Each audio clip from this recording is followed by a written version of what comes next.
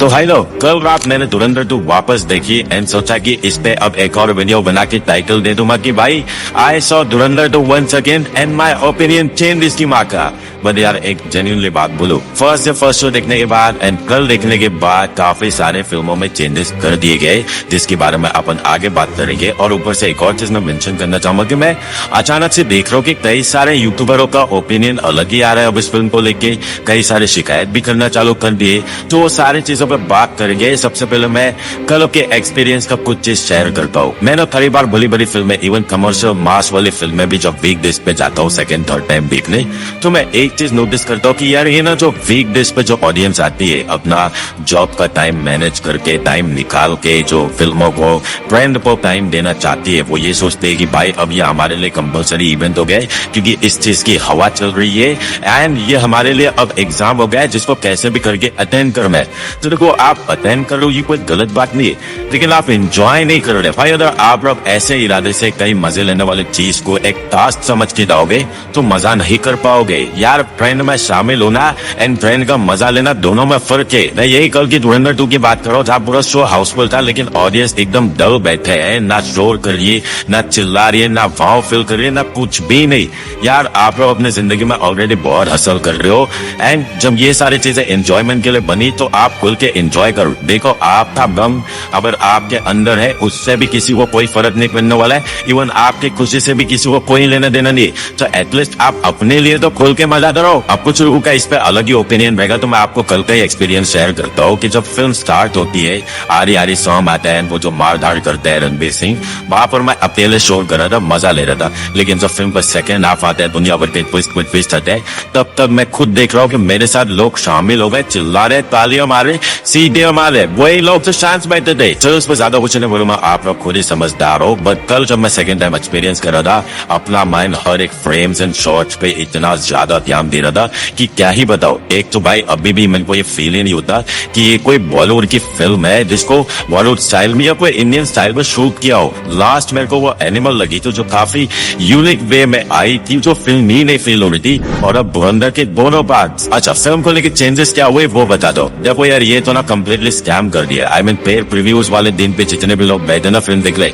वो लोगों ने तो भाई अमृत पा लिया है। क्योंकि कल जब मैं गया ना, जितने भी गालियां थे फिल्म में वो इतना आइटर पैटर म्यूट कर दिया है और इतना एब्रप्ट हो गया पूरा का पूरा फिल्म कि सत्यानाश कर दिया। जो वाइब फर्स्ट टाइम देखने में मिला था, जो संजय दत्त का डायलॉग्स एंड रणवीर सिंह का गाली गलौज, ये सब जो चल रहा था जिसमें लोग अलग ही घायल थे, यहाँ पर पूरी वाट लगा दी CBFC ने। अच्छा, सेकंड चेंजेस ये है कि जो इंटरवल पे एक फ्रेम में एक मिरर में कैमरामैन दिख जाता है, वो सीन रिकॉर्ड करने में जो वायरल हो रहा था अभी ट्विटर एंड ऑल समझे, वो सीन पर ट्रिम कर दिया है, तो वो चीज को भी निकाल दिया है।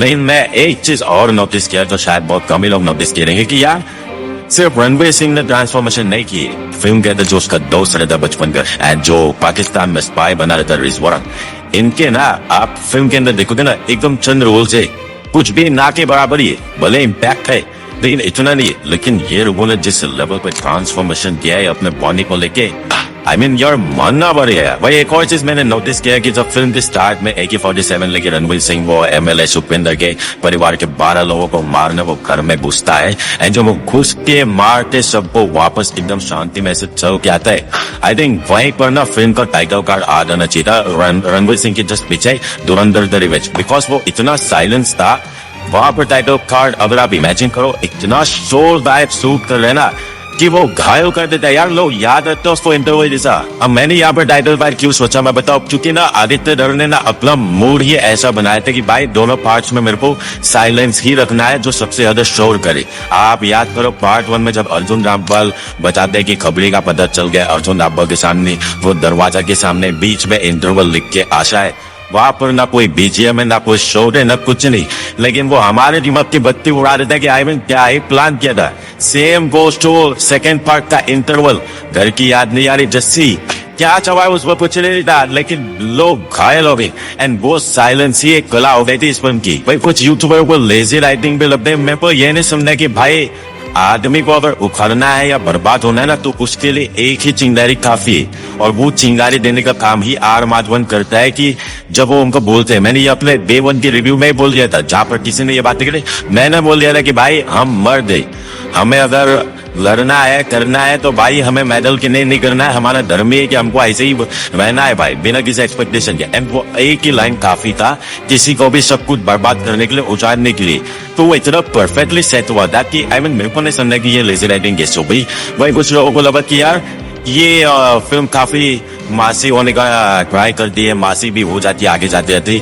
आई थिंक मुझे ऐसा लगता है कि आदित्य धर ने ना फिल्म के मासी लेवल को ना बहुत ही कंट्रोल किया है। एक मैं एग्जांपल देता हूँ, जब फिल्म के सेकंड चैप्टर या फर्स्ट चैप्टर में ही संजय दत्त एंड अर्जुन रामपाल वो रहमान डकैत की मौत को डिस्कस करते हैं फर्स्ट फ्लोर पे खड़े रहते, एंड अर्जुन रामपाल सिगरेट पीते रहते, सिगार पीते रहते, और नीचे ही एक लड़का आदमी औरत के ऊपर पेट्रोल डाले रहते। तो वो सीन मेरे को, जब अर्जुन रामपाल सिगरेट बुझाने जाते हैं चाहता तो वो सिगरेट वहां पर फेंक सकता था वो औरत आदमी पर जिस पर पेट्रोल गिराए, तो वो जलते तो वो भी मासी हो सकता था, पर नहीं किया। इवन फ्रॉम द स्टार्ट में जब वो रणवीर सिंह एक्शन करता है, घर बर्बाद कर देता है, तो आपने वो ट्रेलर में भी देखा रहेगा कि रणवीर सिंह ऐसा आता है, चल के गन लेता है और पीछे पूरा वो फायर एकदम सर्कल में घूमते रहता है। आप नोटिस करो वो शॉट भी कुछ चंद सेकंड में आता है, जबकि वो कितना वैल्यूबल फ्रेम था, लेकिन वहां पर कोई स्लो मो नहीं होता है, कोई ऐसा एकदम हैवी बीजीएम वगैरह कुछ नहीं चलता, उसको सिंपल ही रखा जो आपको शेयर करने का मौका ही नहीं देता, ऐसे चंद में निकल लेता है। तो ऐसे कई सारे सीन्स हैं, इवन मैं आपको बताऊंगा तो वीडियो बहुत लंबी हो जाएगी, लेकिन यार ये सारे सीन्स को देख के मेरे को ये फील होता है कि यार आदित्य धर ने काफी ऑर्गेनिक जाने का ट्राई किया, जिसको लेके भाई हेड्स ऑफ यार। मैं उस बंदे के चरणों में ना गिरा ही पड़ा रहूं जब तक ना वो मैंने मार ना दे, हमें मतलब वो आशीर्वाद ना दे दे। यार क्या बंदा है वो। वही पार्ट 1 से भी कंपेयर किया गया तो भाई जब पार्ट 1 हैवी इसलिए लगा क्योंकि रहमान डकैत का जो स्क्रीन प्रेजेंस था ना वो गान फाड़ था। आई मीन वो बंदा ना सोला था, जब भी आ रहा था ना वो चमक ही रहा था, उसको देखना ही एक अलग ही फील हो जा रहा था कि यार मैं इसको देखते रहूं फिर चाहे कुछ भी करे। एंड वो रहमान डकैत के कैरेक्टर को लेके कोई और फार्मिंग नहीं की है, ये भाई वो जैसा स्क्रिप्ट लिखा था वैसे ही चल रहा था, बस वो अक्षय खन्ना ने अपना जलवा डाला था, वो पर्दे पर छलकता भी है। लेकिन जब अर्जुन रामपाल की और सेकंड हाफ में आप दिखते हो तो भाई स्क्रिप्ट ऐसे लिखी है तो भाई वो भी बंदे का कुछ ऐसा नया लगने लायक कुछ हो भी नहीं रहता जो आपको लगे। एंड कुछ बात भी नहीं थी because several characters already film में कर ही रहते। इवन रणवीर सिंह जब शेरे बलोच में एंट्री लेता है वो दीदी सॉन्ग पे, तो वहां पर भी जेन्युइनली ऑडियंस को फील नहीं होता, वो गाना क्लिक नहीं होता जैसे फ्लिपर आज रहमान डकैत को लेके हुआ था। एंड वो मेरा भी ओपिनियन है कि मेरे को भी वो सूट नहीं किया वो गाना, जबकि मैंने वो सैड लामजरेद का वो जो गाना था मल ही भी मलो करके, भाई वो गाने पे ना कल मैंने ऐसे ही ट्राई किया, मैं यहाँ पे दिखा नहीं सकता वो ना पायरसी का सीन होगा, पर यार वो गाना क्या मजबूत लग रहा था। वही अगर किसी को आइडिया मिल गया रहे ना तो जाके रील बनाओ डालो भाई, देखो क्या सूट कर रहा वो। हाँ एक चीज जो सेकंड टाइम पे भी उतना ही दमदार लगता है वो है रणवीर सिंह का नशे फाड़ के एक्टिंग करना। मतलब यार देखो ना येलिना तो उसके लिए ग्रीन फ्लैग ही थी, लेकिन ये बंदा तो पूरा का पूरा तिरंगा था। क्या काम किया है साले ने यार। सी सेकंड टाइम में भी मेरे को धुरंधर तो अच्छे ही लगी, बस वो सीबीएफसी ने बात नहीं लड़ाई होती वो मेरे लिए तो और अच्छी साबित होती। हाँ वही सेकंड हाफ जो फिल्म का है जहाँ पर वो अननोन मैन वाला चैप्टर शुरू होता है वो थोड़ा सा बोरिंग पार्ट लगता है, बाकी एंड में तो यार क्या ही बोलो सब दिन ही। भाई अगर मुझसे पूछो दोनों पार्ट को कंपेयर करके तो मैं जेन्युइनली एक चीज कहूंगा कि भाई पार्ट 1 का जो second time and third time का जो एक्सपीरियंस था वो पार्ट 2 के सेकंड टाइम के एक्सपीरियंस के मुताबिक बहुत ही पावरफुल था। आई मीन वो जिस लेवल पे लोगों को क्लासी लगी और फर्स्ट टाइम लगी ना कि लोगों को सबसे ज्यादा क्लिक पार्ट 1 सेकंड टाइम पे हुआ। अब पार्ट 2 के गाने की बात करो तो भाई गाना सॉलिड ही है, बस हमने एक्सपेक्टेशन पार्ट 1 वाला टाइप लगाया था। यार इसी पार्ट 2 में जो क्लाइमेक्स में 2 गाना आते, एक जुबिन का मैं ना रहा एंड फिर उसके बाद सडनली अरिजीत का जो गाना आता है से नैना भरे समझे थे हम दम है खत्म दिल ये ना माने।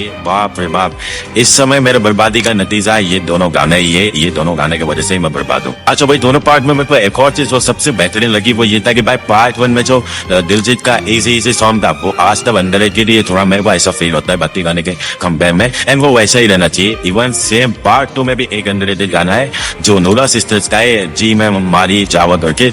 भाई ये दोनों गाना इतने बैंगर और कातिल है ना, मैं तो चाहता हूँ कि भाई रील पे कोई इसकी गान ना मार दे दोनों गाना की यार, बस ऐसे ही रहे बहुत खूबसूरत लगेगा। सो ओवरऑल धुरंधर जैसा सिनेमा एंड नशा ये जल्दी उतरने वाला है नहीं। इनफैक्ट आगे भी जितने भी बड़ी फिल्म आई या जो ब्लॉकबस्टर भी होगी उसको लोग ऐसे ही तोलेंगे कि भाई ये बता कि ये धुरंधर से बेटर है क्या, तो ही हम देखेंगे। तो चलो वैसे तो ऑलमोस्ट सब लोग ने देख ही लिया, लेकिन फिर भी अगर किसी ने सेकंड टाइम देखा रहे उनके साथ क्या क्या चेंजेस उनको फील हुआ है या आपका अभी कैसा है फिल्म को लेके मूड माहौल को कमेंट करके बताएं। लेकिन प्लीज सब्सक्राइब भी कर दो।